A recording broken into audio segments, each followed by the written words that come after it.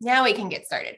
Good morning. On behalf of the Johnson County Library and the League of Women Voters of Johnson County, I'd like to welcome you to our final online legislative coffee. We invite every legislator with constituents in Johnson County to participate in these. And so we're very excited to see you this morning. And we're excited to see our legislators who have given up time on their Saturday morning to be here. So I really want to thank everyone. We believe that involvement in our democracy begins with involvement in local and state politics. So kudos to you for being here. You can view this coffee and previous coffees on the library's YouTube channel and on the League's YouTube channel. They post within a couple of days typically. So a couple of bits of housekeeping before we get started. We recommend that you view today's program in speaker view, which you can select in the upper right-hand corner. That will make it so that you're just seeing the legislators, the timekeeper, and myself on your screen. We have live closed captioning available that will post the instructions to view in the chat. All questions should be submitted via the form linked in the chat and sent to you via email. This will ensure that we see your questions. And also, if you could, please write your questions in the form of a question. That makes it a lot easier for us to know what you're asking and ask your question. And then if you're going to ask multiple questions, submit them one at a time. That also helps us sort them. If we're not able to get to your question this morning, or you'd like to follow up with any legislator that speaks today, we encourage you to do so. I sent that out in your email that with the Zoom link, and you can follow up with them that way. So we'll begin with 3 minutes from each legislator to discuss their committee work or anything else that they'd like to share. I will have each legislator begin by introducing themselves and identifying their district. Our timekeeper is here to help keep us on track, and we're going to post the timekeeping guidelines in the chat right now. All right, Representative Vaughn, you want to get us started? Sure, I would be happy to. Thank you, Ashley, and thank you to the Library and League of Women Voters for hosting us this morning. I love these events and look forward to hearing your questions later on. To kind of kick it off, I am Representative Lindsay Vaughn in House District 22. That's in Northern Overland Park, and my district runs from 75th to 95th Street and then from Metcalf to 69 Highway. And this is my first term as a legislator, so second session. And I serve on 3 committees. My morning committee is water, and I am fortunate to be the ranking on that committee. And so I'll talk a little bit more about our work on water. It's been really exciting the past year, and I love talking about it, so I'll get more into that. And then children and seniors and social services budget. Just to kind of do a high level for water, we as a committee have looked at ways to increase the protection and management of water in Kansas, and the solution that we came up with in bill form was looking at reorganization and consolidation of water agencies, identifying a sustainable and protected source of funding for water programs, and then also addressing some transparency and accountability issues with groundwater management districts, which are responsible for coming up with conservation and maintenance plans for our Ogallala Aquifer groundwater resources. So while that was the intent of the bill, it got gutted in the committee process. And so the bill that came out of committee was a sales tax carve-off, essentially carving off part of the sales tax to dedicate to water projects, which I can get more into if people are curious. I have mixed feelings about that. And then maintaining some of the accountability provisions. So that's an ongoing process. It hasn't come above the line yet on the House floor, so we may see further amendments or changes. And then the only other thing I wanted to highlight for social services budget, we've done a lot of good work this year because we've had a lot of funds to work with thanks to the responsible stewardship of our monies from the governor. So we oh, great, doing good on time. Okay, so for that, it's been really exciting because we've been able to increase Medicaid reimbursement rates for a lot of important codes, including things like the intellectually and developmentally disabled provider rates, behavioral health provider rates, home and community-based services, things like that. So that's been very exciting. And then also something that I was really proud of in that committee is expanding Medicaid eligibility for new mothers to 1 year or 12 months instead of 3 months, which it was previously. So a lot of new mothers need that coverage beyond the 3-month period for a variety of reasons. and we passed that out of committee, which was a really exciting and bipartisan effort. So those are some of the things I've been working on, and look forward to your questions. Thank you.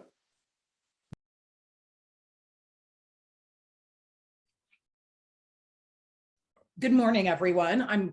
Give me just a second. I have a very excited dog that loves Zooms and loves hearing other people. She thinks that Representative Vaughn is at our house. Little help here, please.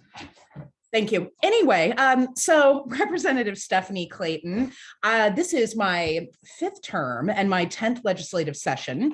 I am currently serving as the House Minority Whip, and I am on 4, actually technically 5 committees this session. So my morning committee is Federal and State Affairs. And so that is the committee that tends to handle a lot of controversial issues. And so we'll see any bills related to abortion, guns, alcohol, cannabis, gambling. A lot of the stuff comes through there. We also handle some election bills because on the Senate side, they don't have an elections committee, and so they send most of their bills through the Federal and State Affairs Committee. So you will see some election bills coming through that committee as well.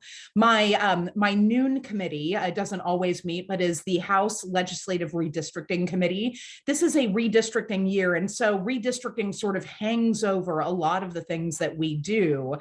The Senate has released their Senate redistricting maps. We've also seen some very controversial and I will say unfortunate congressional redistricting maps. And I'll talk a little bit more about where we are in the process there. Senator Corson is on the Senate Redistricting Committee. So you're lucky to have both of us here today to sort of tag team what's going on both sides of the building when it comes to that issue. And I am also the ranking minority member on the Commerce, Labor, and Economic Development Committee. So if you have questions about some of the larger economic development incentives that we passed earlier this session, I'm your guy. And my afternoon committee is the Taxation Committee. And so I am fortunate enough to serve on that committee with Representative Woodard. He's been a wonderful asset to that committee. And so you'll, if you want to know all things tax, we're both here to kind of cover that for you together as well. Finally, the last committee that I serve on is the Rules Committee, which is, you know, it's definitely a very wonky, convoluted committee. But if any of you watch floor proceedings and you notice that we're pausing to consider whether an amendment is germane or not, or whether someone is in violation of the rules, it's a very small committee and there are 2 Democratic members. And so we will go back into the hallway and sort of convene and discuss and oftentimes argue the case as to why an amendment should or should not be debated. Lots of issues that are still on the forefront because we always tend to leave things to the last minute. So especially education, tax, sports wagering, and redistricting, all still on the table. And I look forward to talking with you all more about that this morning. Thank you for having me, and thank you for being tolerant of my very excited dog. Hey, I think I'm next. State Senator Ethan Corson, represent the Senate 7 is my district number. Our district boundaries are, we go from just the Johnson side of the Johnson County, Wyandotte County line out south to about 99th Street. It gets a little bit jagged on that southern border, but about 99th Street, and then from State Line to Metcalf. I serve on 6 different committees. I'm on the Senate Tax Committee, Judiciary, Utilities, Redistricting, Legislative Post-Audit, and Rules and Regulations. The last 2 of those are joint committees, so it's House and Senate members working together. For me, I really feel like the story of this legislative session is really so far been one of missed opportunities. When we were doing a lot of legislative previews with some of the same colleagues who I'm lucky to have joining with me today, we talked about things like possibly a bipartisan agreement to end the state portion of the food sales tax. It seemed like there was bipartisan interest in doing that.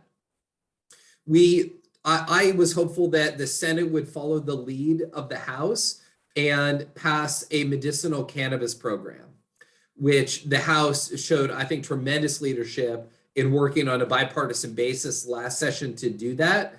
So far, the Senate has utterly failed to do anything meaningful when it comes to medicinal cannabis. I similarly had hopes that we would be able to pass a sports wagering bill. We are yet to do that. I would say, speaking from the Senate side, most of what we've passed out are pretty small potatoes. We've really not done anything that I consider to be really big, really significant. I guess in some sense, I would say count your blessings, because there are a lot of bills floating around on the Senate side that I do not like. I'm glad that we've not yet seen some of the attacks on public education come to the Senate floor, although I anticipate that we still may see them. I'm glad that we've not yet seen some of the really hateful anti-transgender legislation come to the floor, although I suspect we still might. I'm glad that we've not yet seen some of these constitutional amendments come to the Senate floor, but I still think that we might.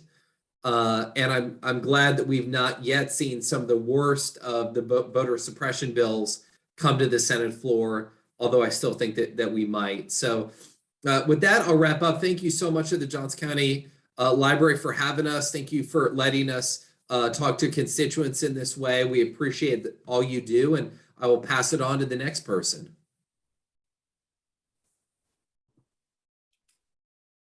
Thank you. I think that's me. Hi, everyone. It's great to be here. My name is Heather Meyer. I'm the newest representative in the area, I think. I am in House District 29. I replaced Representative Brett Parker when he resigned from the seat. And I was sworn in on September 7th. So right before the special session got real kind of crazy there. I've been really enjoying myself out in Topeka, however, and I appreciate that everyone put their faith in me to continue the good work that Representative Parker had already started. For those of you who may not know, our district, District 29, the northern line is going to be 95th Street. The eastern is Metcalf. The western is basically 69 Highway.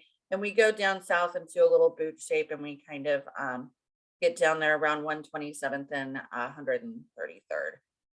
I do serve on 4 committees this year. I serve on water with Representative Vaughn, who has done amazing work to try to change the conversation in Kansas.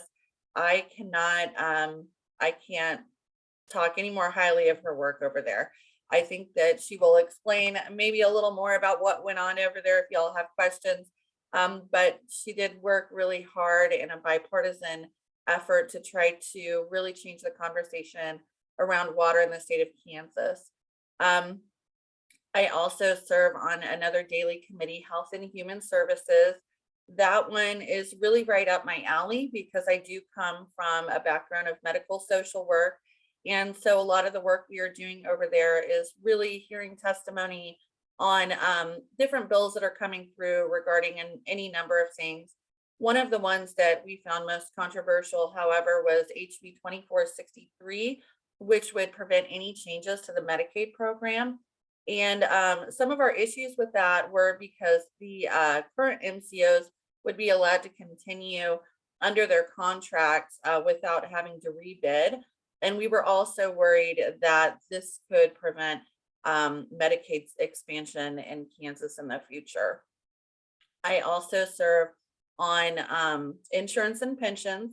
And a lot of the work that we've been doing over there has been trying to make sure that we can provide a COLA for our CAPERS members.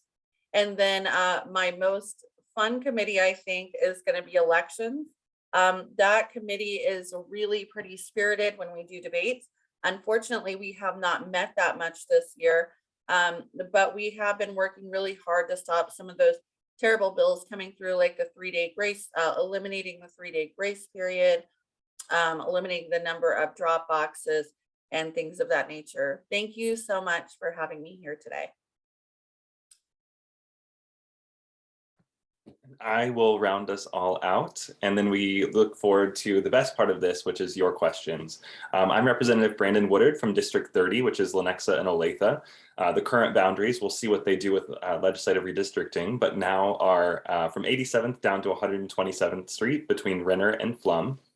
I am the House Minority Agenda Chair, so I have the pleasure of running our morning caucus meetings to coordinate strategy before we go to the floor to make sure everyone is aware of the bills coming before us, any amendments that are coming, and gives people the opportunity to ask questions before we get to the floor and kind of decide as a hive mind how we're going to be voting if we are all voting together, which is most often the case. I think people come to Topeka and often don't realize until they sit in the House gallery that so many of the bills that we pass are 120 to 5 or 125 to 0. And so our work is always exciting, but of course you always read about the ones that are 63 to 62. I am new to the House Appropriations Committee. This is the first year on the Budget Committee, which has really, our work has been picking up. This is one of the first years in a very long time where there is a budget surplus. And so we have a very challenging opportunity to figure out what services are most important, how we're prioritizing this. When the budget bill was introduced, the Republican chair of the House Appropriations Committee said this is one of the best budgets he has ever seen come from a governor's office. And so that was really encouraging. It pays off debt, invests in the future workforce, and really is going to transform the state of Kansas if we can keep many of the provisions in that budget. I'm also the ranking minority member on the Higher Education Budget Committee.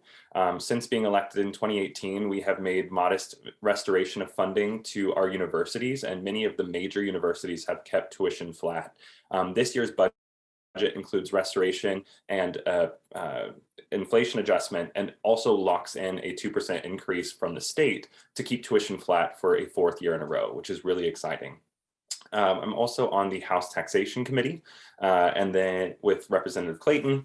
So the week ahead is really exciting. We've got the mega budget bill that we're going to start working in appropriations. And so a lot of different parts and pieces going into that for what the mega bill will end up looking like. Representative Williams, the chair of K-12 budget, was successful, unfortunately, in stripping out the K-12 budget out of mega budget bill so that she can put garbage policy vouchers and things like that into a bill. And so we will see, it's kind of frustrating being on the Appropriations Committee, and that is the one budget that will not come before our committee. It will go to the full House. So we'll see if she can get 63 votes. Usually she can't. And then we will also be looking at sales tax on food this week in House taxation. So more to come on that. Happy to be here. Thanks so much to Joco Libraries for hosting us, and I look forward to your questions. All right, we already have a whole bunch of questions, so let's get started. Looking at the district map coming out of the Kansas Senate, how will you potentially be affected by redistricting? And then also, where can we access a copy of the Senate redistricting map? I'm gonna drop the link in the chat for everyone for the second question.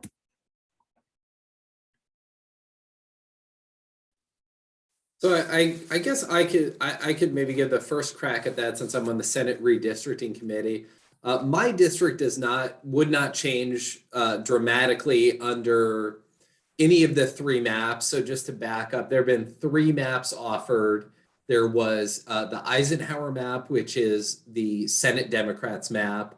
There is the Liberty 2 map, which is the Senate Republicans map. And then there is the Blue Stem Senate map, which is the League of Women Voters Senate map. My district would largely remain pretty similar to what it currently is now under that district. So I don't think I would personally be affected. I've not yet really dug into all of the details of that map. I think that there was a lot of packing when you look at the Republican map of Democratic voters into a small number of districts to really dilute the ability of Democrats to have their votes meaningfully counted in a lot of other districts where they presently are, because they're packed into these districts that a Democrat is likely to win overwhelmingly. I'm also worried that the Republican map really violates many of the redistricting guidelines that were adopted by the committee to give us a framework and a structure for going about our work. I think that the Senate Democrats map, we did a good job of both preserving the core of the existing Senate districts and in adhering to the guidelines. And of course, also incorporating the really helpful and important feedback that we heard when we went around the state. We did, Representative Clayton and I, we did a 14-stop listening tour as part of redistricting. We heard a lot of really good and valuable testimony on that issue of what Kansans wanted. And I believe that the Eisenhower map really is faithful to that input that we received.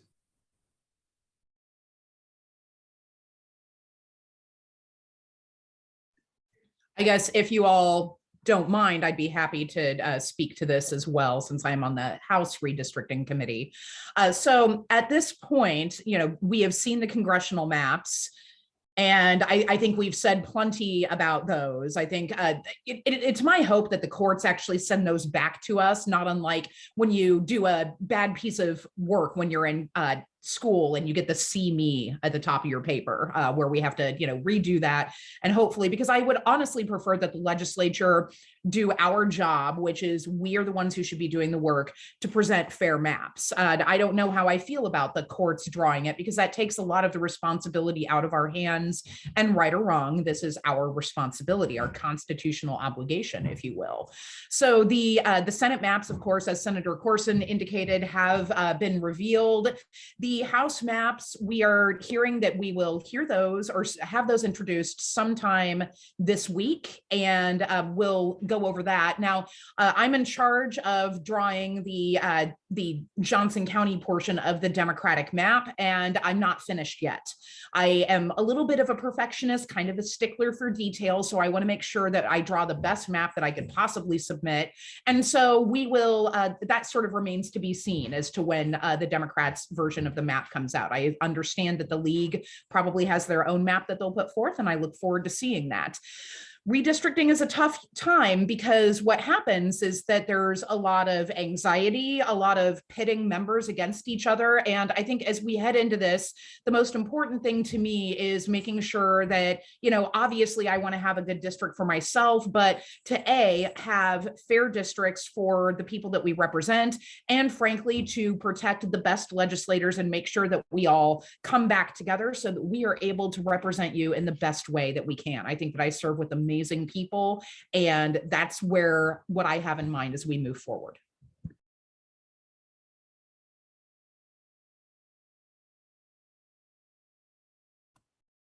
Okay, nobody else wants to go. I have another question for us. Given the recent shooting at Olathe East High School, as well as other recent shootings in our community, what is the Kansas Legislature doing to help curb gun violence? And what can I do as a community member to address this? I'll jump in real quick. I'm the one on here that represents Olathe, and it was tragic what happened, and I'm so glad that everyone is okay. I think one of the first things that we have to do is repeal the bill that was passed last year, which lowered the concealed carry age from 21 down to 18. As we've seen, that has created a number of incidents that are unfortunate. Also, we have to figure out how to regulate these ghost guns that keep popping up. There was recently a death by suicide in Lenexa with a ghost gun. We're hearing that it was a ghost gun that was used in Olathe, and so we've got to regulate that. So keep pushing. Unfortunately, this is a House and Senate that the people of Kansas gave us that supports unregulated gun industry. And so I would say the biggest thing that you can do is make sure your legislator knows you care about this, but elections are coming up and elections have consequences. And the only way we're going to see change is to send more common sense guns legislation supporters to the House. We are going to deal with this Senate for another couple of years because they're not up until 2024. But every member of the House, all 125 of us, will be up for election this year. Make sure your legislators know that this is an issue important to you.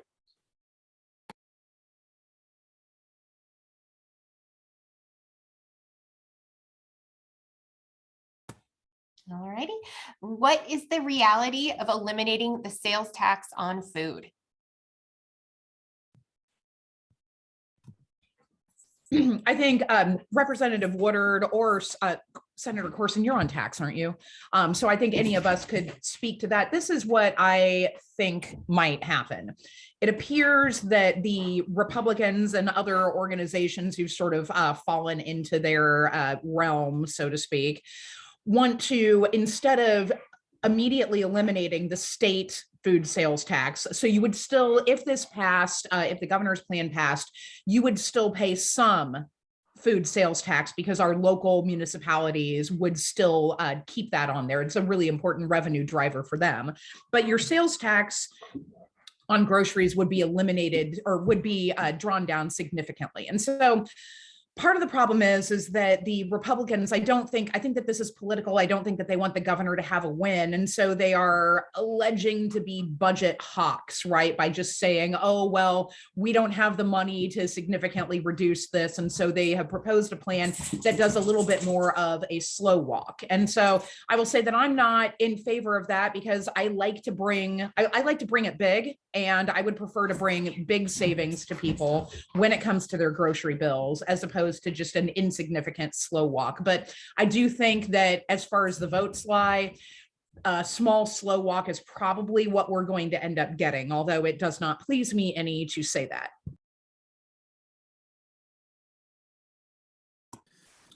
I guess I would give a Senate side perspective on that, very similar to what Representative Clayton laid out. I mean, I don't have a sense on the Senate side that there is a huge amount of urgency to get this done. I think Senate leadership would prefer that we just kind of draw this out. We end the session. We don't get this done. I don't think that they want to create a headline by affirmatively killing food sales tax because they know that it is bipartisan. It is overwhelmingly popular with the majority of Kansans. But I do think that they would be very content if the session ended and food sales tax just sort of petered out.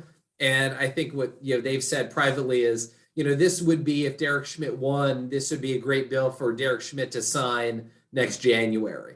So I think that folks are reverting back a little bit to their kind of partisan sides and are, again, as Representative Clayton alluded, are viewing this as not good policy for Kansans, which it would be, but something that would be a win for a Democratic governor that they are really intent on defeating in November. And I think that's really unfortunate. I think that is not the right way that we should be looking at this. We should all be, as I know all of my colleagues on this Zoom are, going to Topeka, trying to enact good policy for our constituents and for Kansans. And it's disappointing to see the way that the election is really started to affect what I thought at the beginning of the session was a bipartisan issue that we could really potentially coalesce around. On the Senate side, we loaded up the food sales tax bill, as we do with all of our tax bills, with a bunch of unrelated at best provisions. And so the Senate bill now more than doubles the initial price tag. It took it from $475 million a year to closer to $900, almost $1 billion a year. It includes prepared food, which was never part of the original discussion around food sales tax. This was always really focused to be groceries. It now includes a tax break for businesses on sales tax on utilities. It includes a sales tax break for movie theaters on tickets that they sell at movies, a bunch of unrelated provisions that have really made this bill much more expensive. And so now what they've done is made the bill more expensive, and now they're claiming poverty and we can't afford this more expensive bill that they've put together. So I'm hopeful we can get something done, but frankly, I'm an optimist by nature, but I'm sort of losing a little bit of my optimism as the days of the session go by and we slowly wind session down. I think they would love to just kind of have this fall off the table.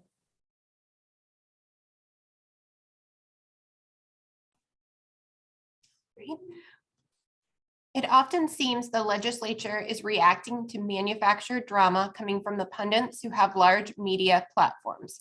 Is there any work being done in Topeka on real problems that are facing the state? both the immediate and the long term. I can speak to this one. I think water is a really good example of that. I think it was Representative Shu tweeted not that long ago, and Clay Wirestone from the Reflector kind of re-upped it in terms of water being both a short-term and a long-term issue that, quote, actually matters in terms of the future of the state of Kansas. And I definitely agree with that. I think we're facing some pretty serious issues in the coming future. You know, sometimes we hear about the aquifer and we think, oh, you know, that'll be an issue in 50 years or more. And there are parts of the aquifer that will be depleted at current rates of extraction in 10 years or 20 years. So this is a very foreseeable timeline and something that we really have to address if we want to continue to have groundwater as a resource for our agricultural industry in Western Kansas. And then on top of that, in our part of the state, our reservoirs are filling up with silt or sedimentation, and it's eliminating the public water supply capacity of reservoirs. And that's a huge issue for our municipalities as well. So there are huge water quantity concerns across the state. And so that's something that I have worked really closely with the chair on of that committee, especially, and also in part with the vice chair to come up with some solutions that we had hoped to address this session. And I alluded to some of those in my opening. But kind of the big issues that we've seen is around the management protection of water. So how do we think about water and where are decisions made about water in Kansas? So right now we have 16 state agencies across our entire government that deal with it, but there is no secretary or high-level position advocating for that at the highest level of our government. So that's why we've seen chronic underfunding of water issues in our budget. That's why we've seen a lack of awareness around this issue in general. And so I think that was part of our goal in recommending reorganization to create a Department of Water to consolidate these agencies and really ensure that they get the voice that they deserve, especially considering the essentially pending crisis that I feel like is approaching. So I think water is a big issue and something that actually matters. Unfortunately, the bill ended up getting gutted, and I don't want to speculate, but we are pretty certain that that was done through an amendment brought by the agricultural industry, not farmers, but high level, who did not like the proposals we were putting forth, which I think is very short-term focused. I think they're shooting themselves in the foot because it's so critical to the industry in the long run. So we've seen some struggles with that. And however, a bill did pass out of committee, so there's still time to make some changes and hopefully get some good legislation passed. So I know I spoke only about water, but I feel like that is an important issue this session. I'll jump into for higher ed real quickly, and my colleagues here will know that I'm like a broken record on this issue, but Kansas, according to the US Department of Labor, has 90,000 open jobs, and our entire Board of Regents system, so four-year universities, community colleges, and career and technical education programs are only going to graduate 42,000 people this year. And so we have a workforce shortage. Only about half of Kansas high school graduates are going to school beyond high school. So they're not even going into community college or career and technical programs. This budget includes restoration of funding to keep tuition flat, which will be huge for Kansas students. But it also fully funds community college formula for the first time in 12 years, if we're able to keep that in the budget. And so we are looking at how we can transform those. Things like the Promise Scholarship that allow Kansas students to go to any two-year program in any of the top 10 in-demand fields in Kansas, I think is going to help as well. And so we're looking at, we hear all the time that the Department of Commerce is bringing all these jobs to Kansas, which they are, and is very exciting. But we also have to invest in training the workforce that's going to work at those in those industries. And so it's very exciting to see truly the most higher education friendly budget proposed in the history of our state. And I hope that we can keep it all in the budget before we go home by the end of the session.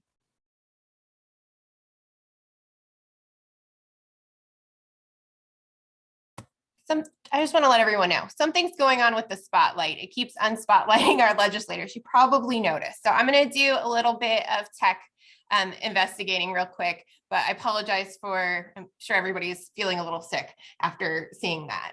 We're going to leave it on just speaker view. And if each individual legislator, it's going to be a little bit harder, but maybe if you use the hand raise to let each other know that you want to speak for the moment, and I'm going to see why it's not sticking. Did anyone else want to address that question, by the way? We will go to the next question while I check on that. So, how are you connecting with families that are affected by disabilities? What are you doing in regards to the autism epidemic in Kansas?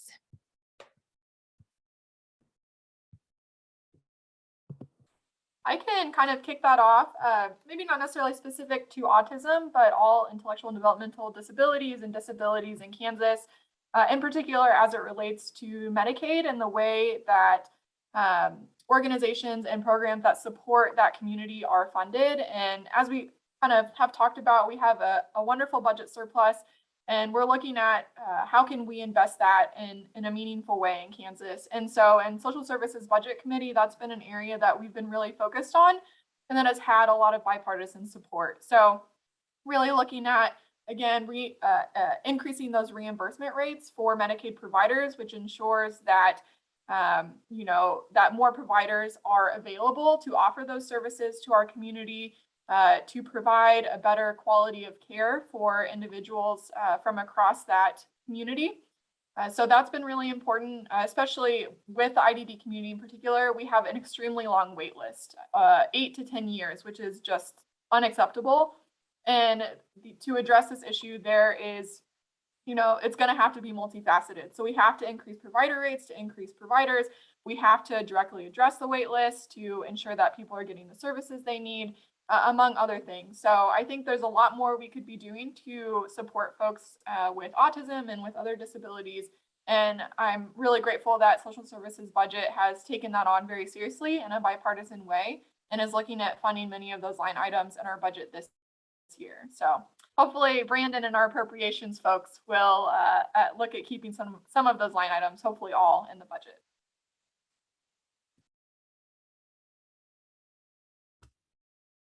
I think we're fixed. Did anyone else want to add to that question?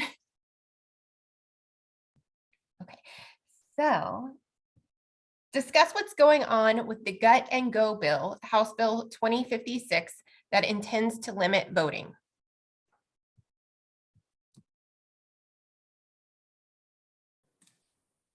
I think I can maybe start with that because I think that is, it has a House bill number, but it actually came out of the Senate Federal and State Affairs Committee. And so, this is a bill that I kind of mentioned earlier that hasn't yet hit the Senate floor. I'm hopeful it won't. It would not surprise me if it did, because some of the folks who decide which bills come to the Senate floor have a different agenda than mine. As may not come as a surprise, but really there are two main provisions of this bill that I think are particularly troubling. The first part is the provisions around drop boxes. So it would have the effect, if implemented, of reducing by 30% the number of ballot drop boxes that would be allowed to have across the state. I don't know about you. My wife and I voted by putting our ballots in a ballot drop box in both the November 2020 election. We liked it so much and thought it was so easy and convenient. We voted again that way in our 2021 local elections. I think this has been a real successful implementation to make voting easier and more accessible. Of course, we've had no problems with drop boxes. From an election security perspective, we have done numerous audits, numerous studies. We've looked at this again and again and again, and there have been no security concerns around drop boxes. So I'm really concerned about these provisions that would both reduce the overall number of drop boxes and then put on them additional restrictions about what hours they can be open and other things that counties would have to do in order to have these drop boxes in place, particularly in rural areas where we had Pottawatomie County, for example, as a rural county they had a number of drop boxes, and that was very successful in making sure that their voters in that county were able to vote. Rural area folks are very spread out. And so reducing the overall number of drop boxes means that we're going to have folks driving really far distances to be able to either vote or deliver their completed ballot. The second part of that bill that I think is very concerning is it would eliminate the 3-day grace period that would allow ballots that are completed and mailed on election day, as long as they're received by the county election office by the Friday after the election, those votes are still counted. And if this were to have been in place in November of 2020, we would have had over 32,000 votes of Kansans, all of which were cast on or before election day, not counted in the November 2020 election because of that lack of it. If we did away with this grace period. So I'm very worried about this bill. Hope we don't see it.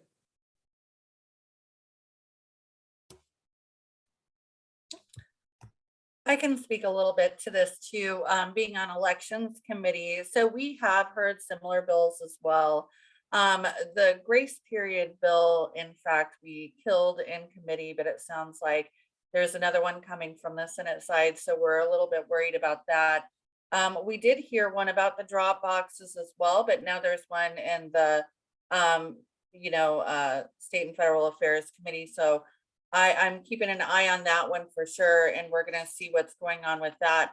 But, the Secretary of State gave us quite a few good presentations on election security in the state of Kansas and the benefit of drop boxes and the 3-day grace period. And, to me, it's interesting to really agree with Scott Schwab on a few items, but, the truth of the matter is that we do have secure elections in the state of Kansas, and these bills are just pushing to make it more difficult for people across the state, especially in rural areas, to vote. So we are doing our best over in elections to continue to stop these bills from passing out of committee and going to the floor, but we could always use your help and support in writing testimony and submitting that to us so that we can show that people in our areas do not support bills like that. So thank you.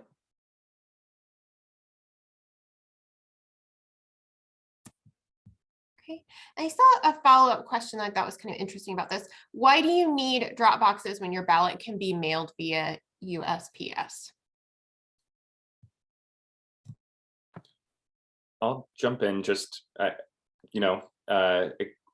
Stamp, just like everything else, the price of stamps are going up. If someone can drive and drop it off and save a few bucks, if there's a family of 4 or 5, it does add up. It might seem like not much to some people, but it does cost to mail those things in. And so I know for me, the election office is in my district, so I always drive my ballot to the election office. Plus, I like to see how quickly they upload it to say that it's been received. I'll just jump in too and say that drop boxes are important. They were especially important during COVID when we had, some slowdowns in the speed of USPS deliveries. Sometimes life gets away from you and sometimes you forget that you've got that ballot and it might be too late to mail it in, right? So that drop box is another option. This is a rule that I've followed ever since getting elected. If you're trying to make it harder for people to vote, you're probably not one of the good guys. And so as someone who really wants to be one of the good guys, if we can make it easier to vote, that's the way that I'm going to conduct myself when it comes to election policy. And I think drop boxes help with that. I would just say real briefly that I think that there's understandably a lot of voters who are concerned about both the speed of mail, the reliability of mail. I mean, in 2020, I know that I had numerous constituents who came to me and they were just worried about mail being delayed, reliability mail. There was just, I think, somewhat of a justifiable fear of folks. And for many folks, they preferred just to know that they had physically put their ballot into a drop box. And I think we should do our best to meet people where they are.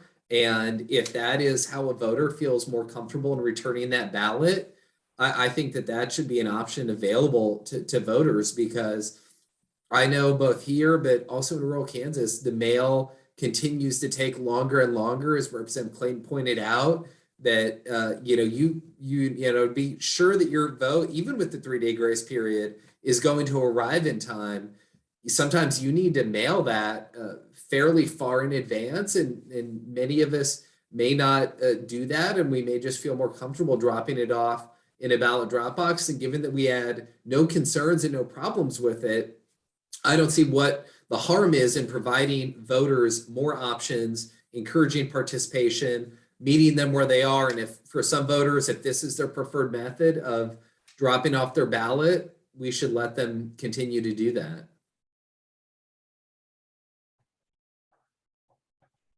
All right. What is the status of the various transparency parents' rights bills in the House and the Senate, as well as the bills that serve to hurt education funding with education savings accounts, letting students go to any district without funding following them, etc.? I'll kick us off, and then anyone that wants to pick up.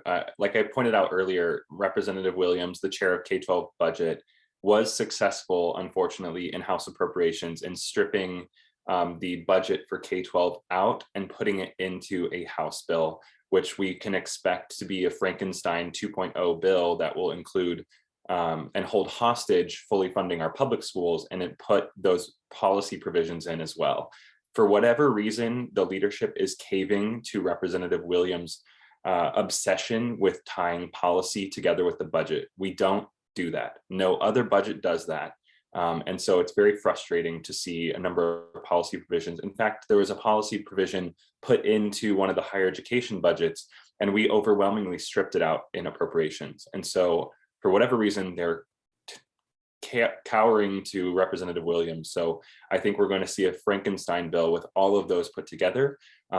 Luckily, I think that when it comes to public education, that is where you see the coalition hold strong, with public education supporters, including some conservative Republicans, our moderate Republican friends, and the Democratic caucus standing together to oppose that. If I could just jump in and add to that. So to those of you who are following education policy, the way that things usually tend to go is that we'll see a terrible bill, the very worst, come forward. And so that's the way that it's looking now. And so what will happen is that some of our friends across the aisle might bargain, right, to get some of the worst provisions pulled out. So, I mean, this is the way that negotiations start. And we're getting to the point in session where it's very much based on negotiations. So you might see the worst provisions of that bill getting stripped out and then a version passing. Well, then the next step in the process is it goes to the governor's desk. Whether she vetoes that or not remains to be seen. We don't even know what the final bill will look like. And then oftentimes things can come back for override. So you'll have different coalitions and different groups who are willing to sort of fall off of their opposition and come on support.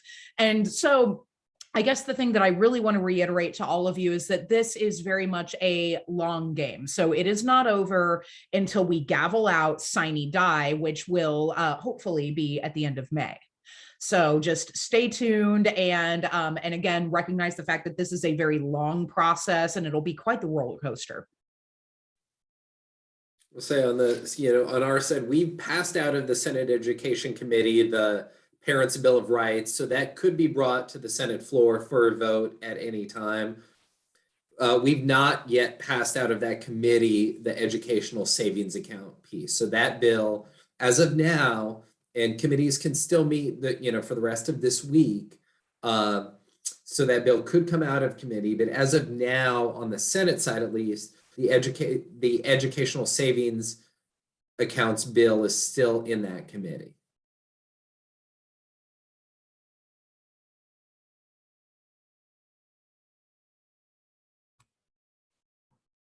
The state has some policies related to Medicaid that don't reflect current standards of practices.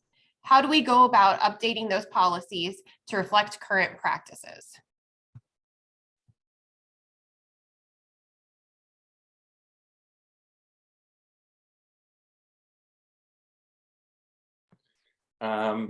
Not sure I understand the question. I think as we're looking at, if someone wants to clarify, feel free, but I think the biggest thing we should be doing right now is expanding Medicaid. We are leaving, I think, $450 million in incentive dollars from the federal government. You could use that to look at addressing the wait list. You could use that to ensure that everyone has access to affordable healthcare. And I think, you can do a lot with $450 million. In fact, after the 100% match goes away, that would pay for Medicaid expansion, I believe, for like 10 years. And so you could use that to really overhaul our Medicaid system. Step number one must be expanding Medicaid. We cannot afford as a state to not do so.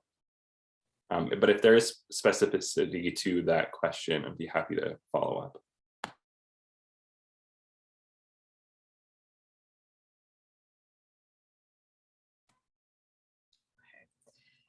I'm concerned about reports of the teachers leaving the profession in droves, particularly as all 3 of my kids are in elementary school. What is the legislature doing to support teachers, and what can I do to make sure we still have strong public schools with well-supported teachers over the coming years?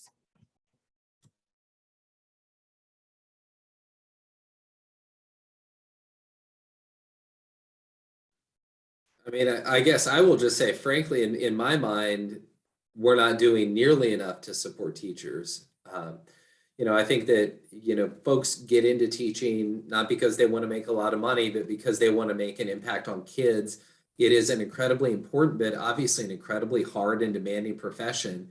And if you're somebody what I worry about is if you're a young person who's maybe has an interest in teaching because you want to have this positive impact on kids, but you're seeing that you're being sort of demonized by your own legislature. I mean, you have every day almost, it seems like in the Capitol, you have elected officials who are telling you that teachers are lazy, that they don't work hard, that they don't want to be in the classroom, that, public schools are failing our kids. We would be better off if everybody's in private schools. I think it sends a message to that 18, 19, 20-year-old person who's maybe thinking about teaching as a profession. Maybe I don't want to do this if I'm not even going to be supported by my state government in this really hard endeavor, not to mention that it sends a similar message to folks who are currently in that profession. There's a story in the Kansas City Star just today that talks about a survey that was done that talks about 1 in 6 teachers saying that they are seriously considering leaving the profession.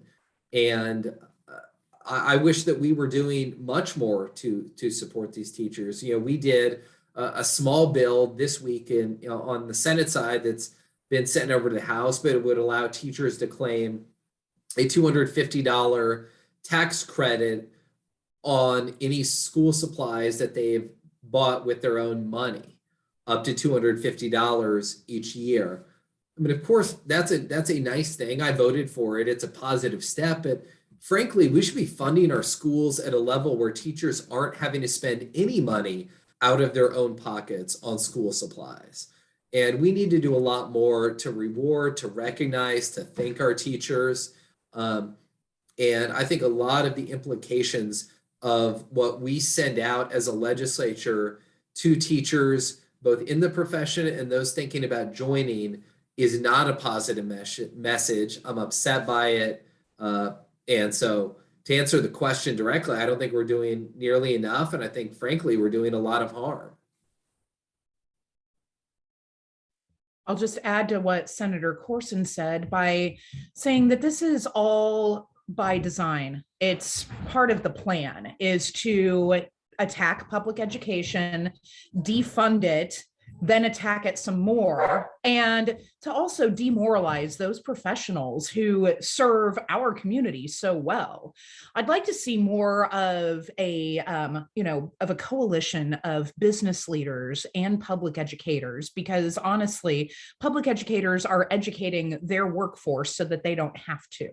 And so I'm hoping to see more support for teachers, again, from other sectors, because this is what especially makes Johnson County the area where people want to live. You can't grow business here if you don't have good schools. The reason why our population has increased so much is because of this. And so hopefully we will see more of that recognition from the business community and more of them leaning on legislators to make sure that we are supporting this, frankly, essential portion of our infrastructure. Also, thank you personally to any teachers who are watching, especially if you teach my kids, because, you know, it's a tough job. I really do appreciate it. My kids just literally heard me say that.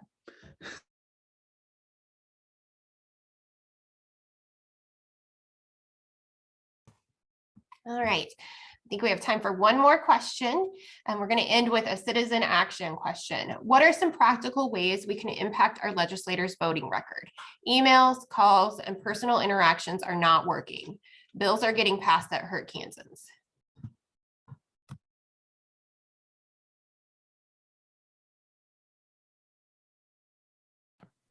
I'll go, and then I'm sure everyone else has something to add. Elections have consequences. So if you have a legislator that is not listening to you, vote them out.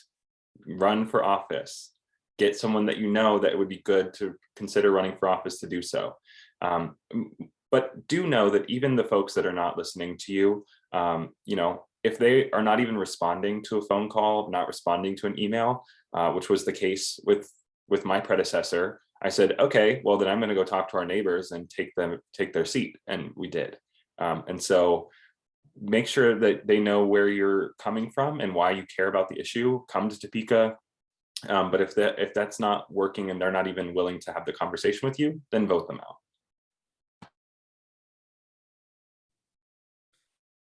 Yeah, I mean, I would just echo that.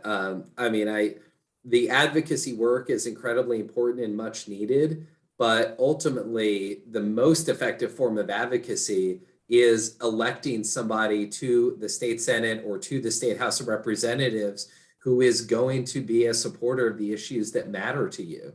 And we've got a chance this fall to, as Representative Woodard mentioned, all 125 House members are going to be up, and there are House members right here in Johnson County whose votes, when it comes to issues like some of the issues we've talked about, voting access, public education, gun safety, are wildly out of sync with the mainstream of where folks are in Johnson County.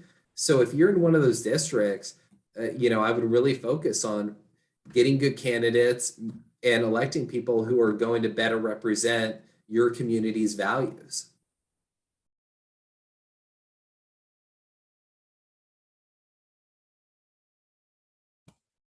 All right. If nobody else has anything to add, we are done for today. As a reminder, we do invite every legislator with constituents in Johnson County to participate. If there was not a legislator that you wanted to see or hear from today or at any of our previous coffees, I encourage you as a citizen, reach out, let them know that you would like them to participate in these. We're going to be doing them again next year. So thank you so much, and hopefully in person next year. So thank you so much to all of our legislators for participating. We are happy to see you, and thank you so much for taking time out of your busy day on Saturday morning to participate and hear from your legislators. Thank you again, and like I said, they'll be up on YouTube shortly. Thanks, everybody. Thanks to our hosts.